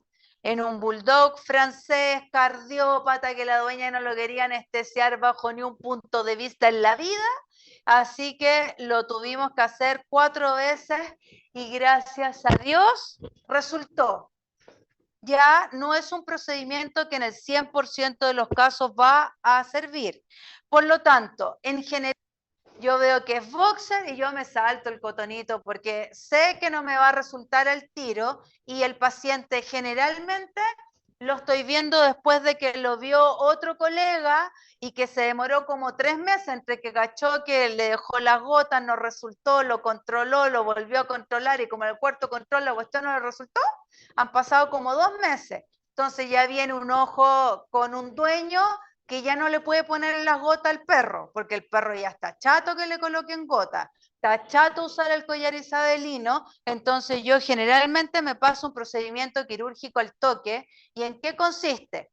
Anestesiado el paciente por completo, con anestesia local, agarro el cotonito, desbrido todo, generalmente, cáchense todo lo que desbridé.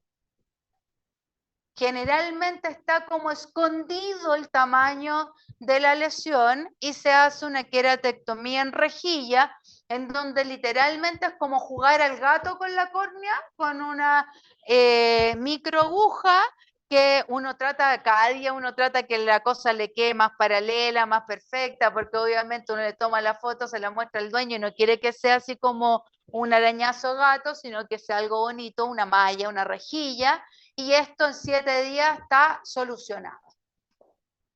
Pero más seguro de que el paciente no sea hipotiroideo, porque si el paciente es hipotiroideo, es altamente probable que aunque hagamos este procedimiento, no tengamos la recuperación que deseamos. Joaquín, bien, dale, queratectomía en rejilla, ¿sí? Es la rejilla, el gato, así. Listo.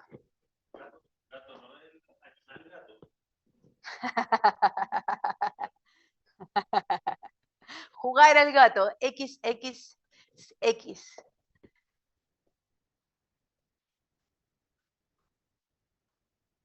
Ah, no, los hipotiroideos, ya, de hipotiroideo al endocrinólogo, regulación de la T4 y hago mi procedimiento. ¿Ah? Sí, pues, exacto, exacto. Este es el Félix. Este paciente, oye, el perro simpático, él entra feliz a la clínica. Es un viejito, tiene 12 años, el Félix le aparecieron esas cataratas, con el tiempo fueron madurando sus cataratas y se le luxó el cristalino. Y por lo tanto, nosotros tenemos que determinar y aquí clasificar a los pacientes. Los pacientes con cataratas, y esto es para que también lo recuerden, un paciente con catarata, ¿en qué minuto no ve?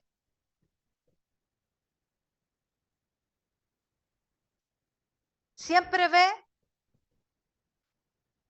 ¿Aparece la catarata y ya no ve más? Ya, perfecto, es gradual.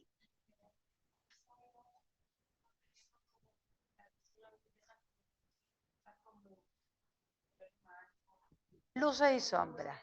Perfecto. La catarata tiene una evolución inmadura. Catarata inmadura es aquella catarata que nosotros la observamos, hacemos estímulo lumínico con la hendidura y vemos todavía el reflejo fúndico. O sea, vemos el fondo del ojo, vemos el ojo verde, rojo, depende del color que tenga ese paciente. Catarata inmadura. El paciente todavía puede ver, puede formar imágenes la mayoría de las veces, y después pasamos una catarata madura en donde nosotros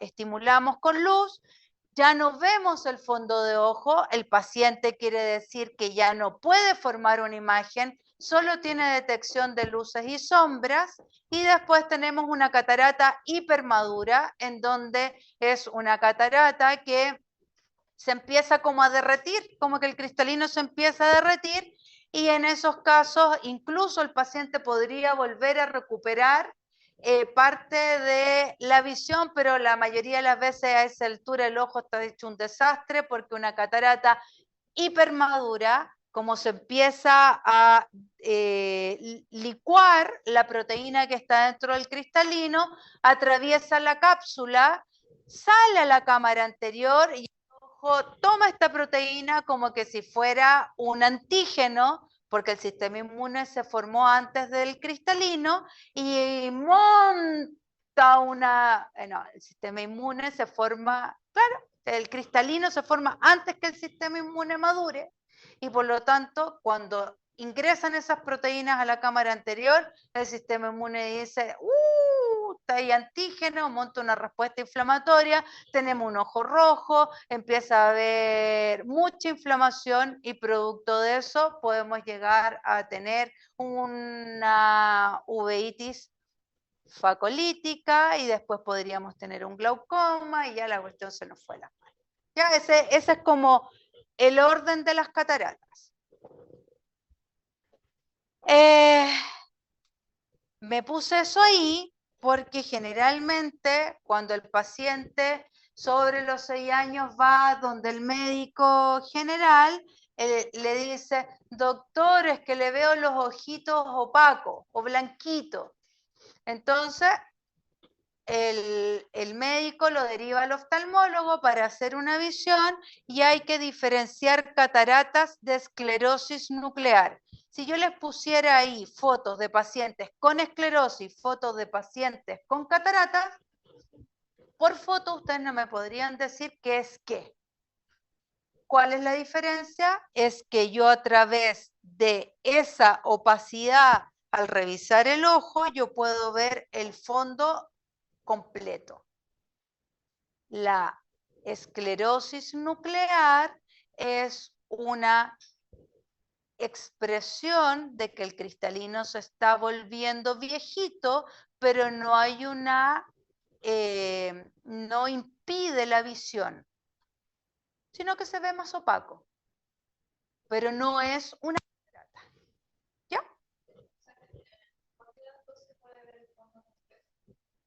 ¿En la esclerosis?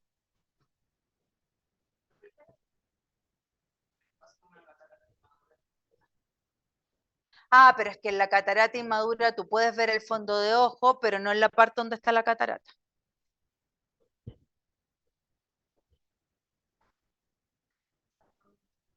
Sí, claro. Sí, un paciente que ha tenido esclerosis toda la vida puede presentar una catarata, claro.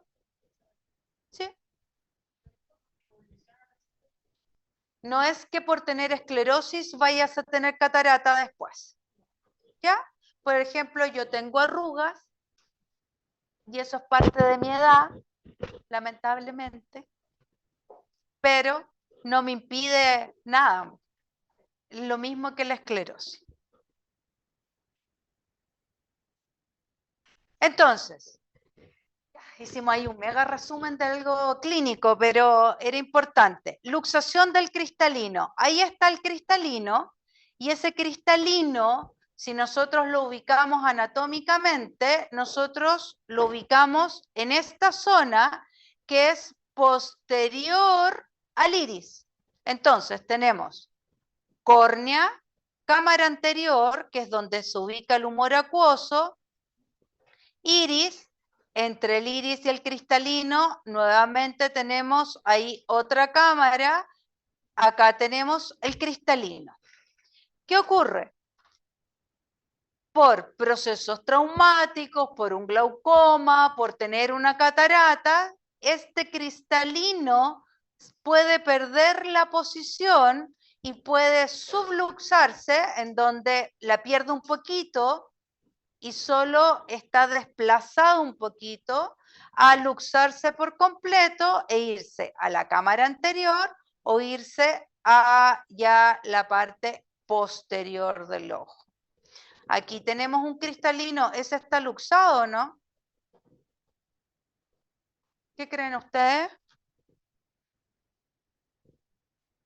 ¿Está delante o después del iris?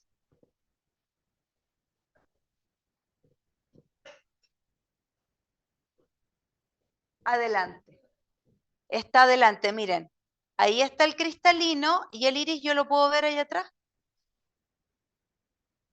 Allá.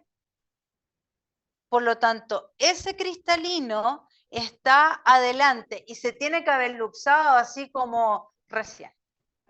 ¿Por qué? Porque muchas veces cuando se luxa y lleva mucho tiempo adelante, como topa el endotelio de la córnea, el endotelio empieza a inflamarse, hay edema corneal y ya tenemos esas córneas que son de ojos azules. Entonces, si tenemos una luxación de cristalino, como acá en el Félix, que ese, miren ahí, aquí se nota súper clarito que está por delante. ¿Lo ven? Félix todavía tenía visión en ese ojo, tenemos que pero correr rápidamente a entrar a cirugía para retirar ese cristalino y no perder la visión. Si ese paciente tiene una luxación de cristalino y ya no es visual, en esos casos uno ya cambia de alternativa quirúrgica. Pero claramente lo que queremos acá es que el paciente siga viendo. Y ahí hicimos la extracción del cristalino, viene con un poquito incluso de vitrio, y ahí está nuestro paciente Félix sin cristalino.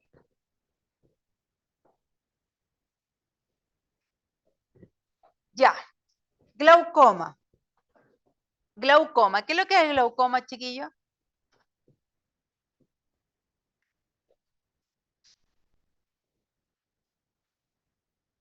¿Cómo?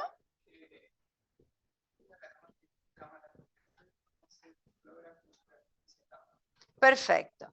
El glaucoma de nuestros pacientes generalmente es de ángulo cerrado, a diferencia del humano que es de ángulo abierto. ¿Qué quiere decir ángulo cerrado?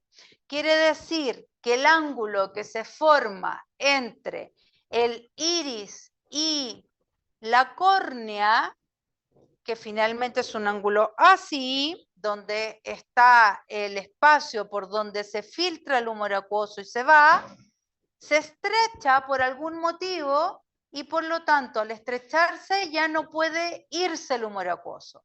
Entonces se está produciendo en forma constante, pero se está yendo en menos cantidad o no se está yendo. Cualquiera de las dos. Generalmente se está yendo en menos cantidad. Eso hace que se acumule el humor acuoso dentro del globo ocular y por lo tanto tenemos un aumento de la presión intraocular.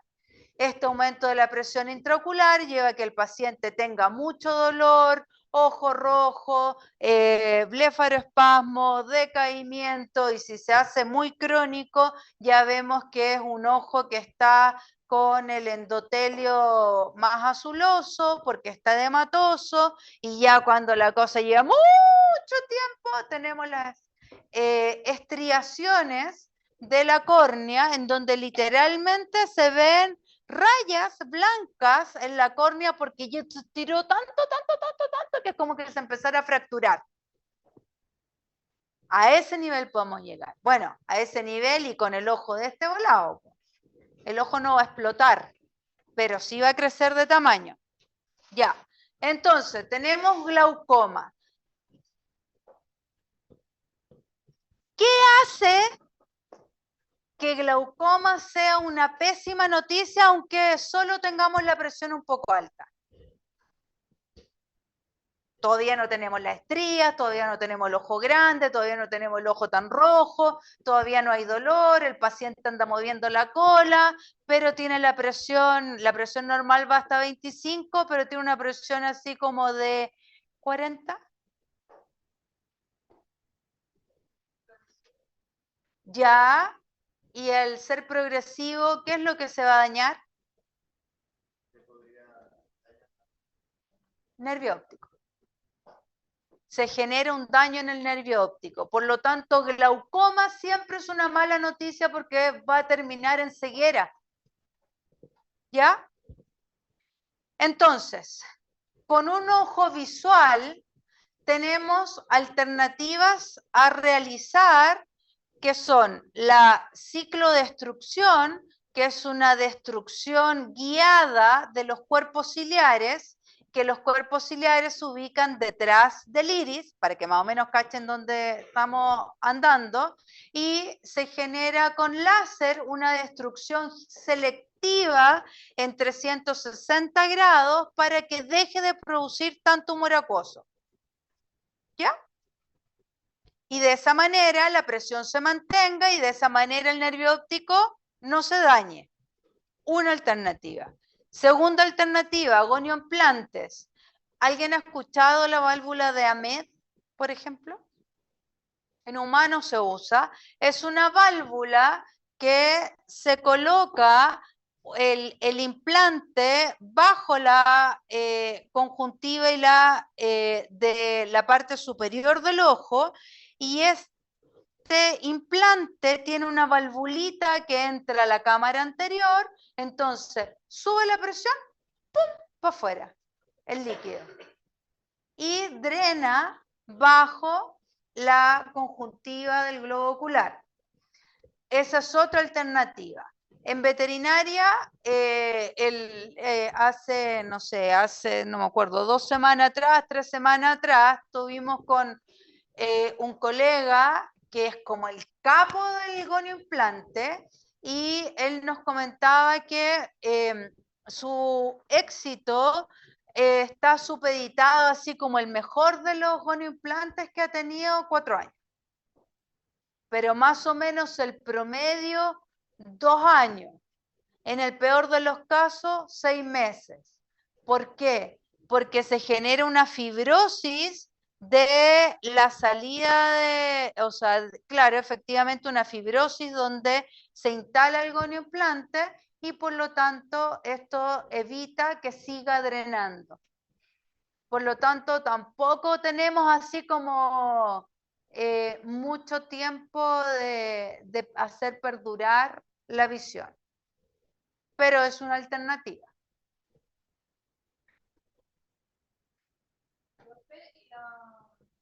Ahí pueden escanear, dame un segundo, pueden escanear mientras tanto el código QR y ahí en el grupo ASIS o anotarlo, pueden ver un poco más de glaucoma. Dígame. En la descripción selectiva de los cuerpos ciliares, se detiene para siempre. ¿Sí? Entonces se detiene la enfermedad hasta donde se hace. Exacto. Sí. Sí, tiene bastante buenos resultados. Pero hay que considerar que hay distintos procedimientos, que son ese que les conversé, es externo, hay uno que se hace en forma interna, que es súper choro porque entra una camarita y va uno viendo cómo se van destruyendo, pero además hay que operar de cataratas, porque para pasar la sonda pasa a rozar el cristalino. Entonces hay que llevarse el cristalino, hacer la destrucción del gonioimplante, colocar un lente y ver cómo evoluciona. También tienen tasas de éxito que no son todavía del 100%, ni del 90%, ni del 80%. Son más bajitas. Ya. Se me arrancó el perrito, cruzó la calle, lo atropellaron. No, y fue a la plaza, lo solté, vino un perro y lo mordió. Uy, yo lo estaba viendo, pero el Bobby no lo quiere. Y dale con morderlo. Las historias de todos estos pacientes. Trauma ocular severo, en donde se genera una inflamación, porque generalmente el que muerde el gallo grande, po. Entonces, como les cabe la cabeza entre los hocicos, se genera todo ese hematoma con una salida y una exposición del globo ocular, Y acá, en esta circunstancia, nosotros tenemos que actuar en forma mega rápida. Generalmente, ¿quiénes son los que tienen mejor pronóstico? Todos los braquicefálicos, porque todos esos gallos como que les hacía así y sale el ojo. Entonces, el camino que tiene que recorrer el nervio óptico para que el ojo esté afuera es mucho más corto. O sea, claro, más corto, ¿sí? Como es así enrolladito sale el ojo y no se logra generar un estiramiento, vamos a decirlo así, del nervio óptico. Pero un dolicocéfalo, que es un Doberman, que para que el ojo salga tiene que ser el tonto trauma, generalmente tienen un peor pronóstico visual. O por no decir, generalmente yo veo un dolicocéfalo con el ojo afuera y yo ya doy por eliminada la parte visual. Podemos tratar de recuperar que el globo ocular ocupe la posición nuevamente para mantener una estética, pero visualmente hablando, el pronóstico es súper distinto dependiendo de el tipo de paciente a quien se le sale el globo ocular. ¿Me expliqué? Ya. Ok. ¿Qué tenemos que hacer? Tenemos menos de 24 horas para reponer el globo ocular sin que se nos dañe la córnea, sin que tengamos una úlcera corneal severa. Generalmente cuando el trauma es muy severo también se daña la glándula lagrimal, por lo tanto tenemos disminución de la producción lagrimal, tenemos varios problemas, no solo con que andamos con el ojo colgando, sino que sabemos que nos vamos a tener que hacer cargo de muchas otras cosas. ¿Qué tenemos que hacer? Lo primero, reposición. Reponer. Si a ustedes están de turno y les llega un paciente con el ojo afuera, tienen que reponer ese ojo rápido. Mientras antes lo hagan, mejor pronóstico. ¿Ya? ¿Cómo se hace esto? Bajo anestesia general, muchas veces me toca hacer una apertura del canto lateral y se introduce con una presión suavecita, o sea, si con una presión decente no logran reintroducirlo, el canto lateral se abre un poco más, porque la idea tampoco es que ustedes generen un trauma al posicionarlo de nuevo a su lugar. Ya lo posicionan, lo cierran y si es que quieren mandarlo al oftalmólogo para saber cómo quedó la parte visual y que quieren una opinión, después de 15 días lo mandan al oftalmólogo. ¿Ya? Porque esto tiene que estar más o menos 15 días con el ojo cerrado. Lo ve el oftalmólogo antes o después, no va a marcar la diferencia. ¿Qué va a marcar la diferencia? Estar posicionado, recibiendo los desinflamatorios, si fue mordida, control de la parte bacteriana, tenemos que hacernos cargo de esa parte. Y a los 15 días hacemos apertura del globo ocular y ahí ya podemos ver y hacernos cargo de cómo ayudamos a que o mantenga el globo ocular en posición o que si es visual, ayudarlo con la parte de lubricación. Antes no lo manden, porque el oftalmólogo va a mirar y va a decir, chuta, pero si tengo que dar una opinión tengo que abrir y no puedo abrir, por lo tanto el dueño va a ir a puro pasearse donde el oftalmólogo. ¿Ya?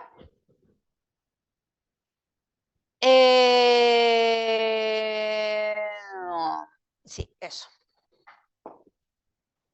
Pacientes que perdieron la visión por distintos motivos, glaucoma, en la parte anterior algo súper importante que se me olvidó. Oh, ¿qué hice?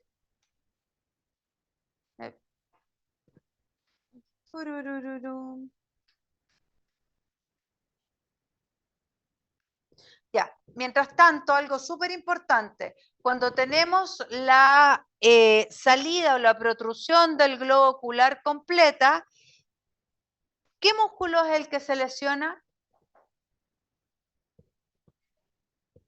¿Alguien sabe? ¿Cuántos músculos tiene el ojo?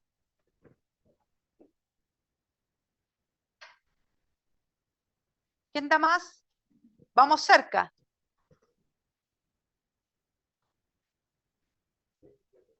Seis. Tenemos 6, recto, superior, inferior, recto lateral, recto medial, oblicuo dorsal, oblicuo ventral. Ya. Si yo les digo que en un paciente que se le salió el ojo, le pusieron el ojo, cerraron los puntos y a los 15 días le abre el ojo y el ojo está para el lado, ¿cuál se rompió? Está mirando hacia lateral. Bien, ese es el que se rompe. El recto medial.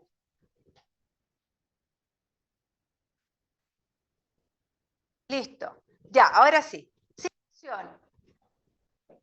Todos los procedimientos que vimos eran para ojos visuales. Ahora tenemos ojos que no ven, pero que por algún motivo la está pasando mal el paciente. Tiene la presión intraocular por las nubes, ese perro ya no come, tiene dolor. Es más, mordió a mi hijo hace 3 días y él nunca había mordido. O sea, cambios de comportamiento por dolor, generalmente es por dolor. Entonces, ¿cuáles son las alternativas? Ciclodestrucción, prótesis, retiro del globo ocular. Ciclodestrucción, ¿se acuerdan que hablamos de la ciclodestrucción? Pero esa era una ciclodestrucción parcial para que pudiera bajar la presión intraocular. Acá la vamos a hacer total. ¿Cómo se hace total? Se coloca una inyección dentro del globo ocular con medicamentos que son un antibiótico, un desinflamatorio o incluso se está usando ahora el cidofovir y lo que buscamos es destruir el cuerpo ciliar por completo. ¿Para qué? Para que deje de producir el humor acuoso, el ojo se achica y lo mantenemos ocupando un espacio, pero que ahora ya no es doloroso. ¿Estamos? Prótesis. Prótesis intraocular. La prótesis, ¿en qué consiste? Consiste en que si ustedes consideran que ese ojo lo pusiéramos así como un símil, como que si fuera un huevo, sería, al huevo le rompemos la cascarita, sacamos la yema y la clara, le ponemos una pelotita y sellamos la cascarita. ¿Estamos? Eso es una prótesis.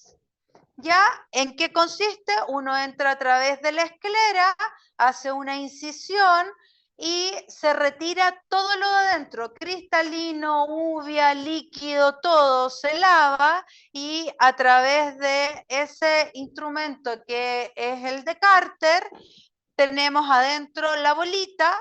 Entonces, esto es como, así como esto, entonces se mete dentro de ese bolsillito, uno aprieta una cosita, se abre, suelta la bolita queda dentro del ojo, lo sacamos, suturamos, ¿ya?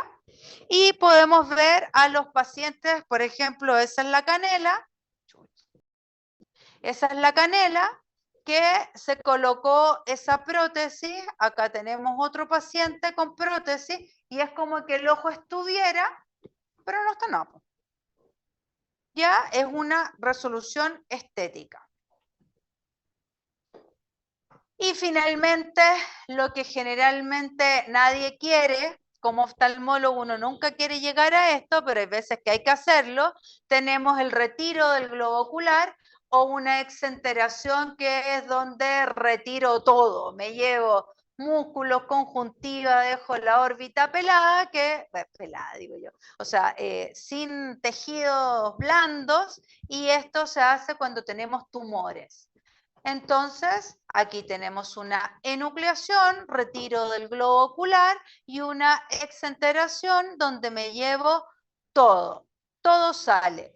Pero en ambas situaciones, y por favor no se les vaya a olvidar, nos llevamos junto con el globo ocular la glándula del tercer párpado, los bordes palpebrales, porque ahí están las glándulas de meibomio, y no queremos que haya nada dentro del ojo que esté produciendo líquido ni nada. Así que nos llevamos todo eso. Y acá, bueno, ahí pueden ver ustedes que cómo se retira. Aquí están sacando todo el globo ocular, cortando los párpados, cortando acá el nervio óptico, y aquí yo les puse un retiro de un globo ocular que es de ella, en donde está el ojo, el borde de los párpados y la glándula. Y ahí tenemos algunos pacientes que hemos tenido que hacer retiro del globo ocular, en donde en verdad uno lo hace con harta pena, porque los dueños también es algo que no quieren, pero los mismos dueños, después de que vuelven al control, te dicen, pucha doctora, gracias, mi perro volvió a correr, volvió a jugar, volvió a comer, de nuevo anda contento, ya no anda mañoso, y bueno, son soluciones que tenemos que tomar drásticas, pero en pro de nuestros pacientes. Sí, exacto. Así que bueno, chicos, eso es lo que les puedo comentar de la oftalmología mega comprimida. Y nada, pues gracias. ¿Alguna pregunta? ¿Cómo? No, pues el retiro del globo ocular puede ser por un glaucoma, puede ser porque tenemos una protrusión de iris y ya no hay mucho más que hacer. Cuando tenemos atrofias del globo ocular, tumores.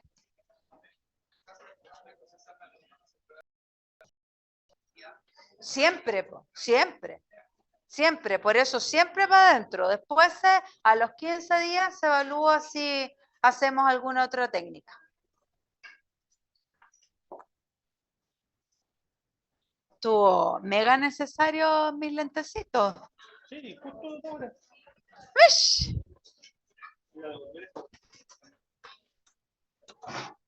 Suyo. Hace tiempo ya, como más de un año, que en el párpado Ajá. inferior, y está grande. Yo insisto con mi familia de que deberíamos hacer algo porque le provoca mucho